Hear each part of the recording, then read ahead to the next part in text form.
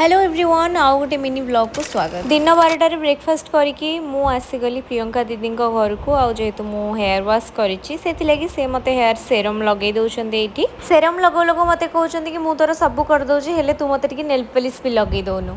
एसु मजा मस्ती भितरे हमर टाइम हे जाइछि शूटिंग जिया पई ता पूर्वरु हमको खाइबा को पड़िबो माने लंच करिया को पड़िबो तो आमे दी जण मिसिकी लंच कर देलु।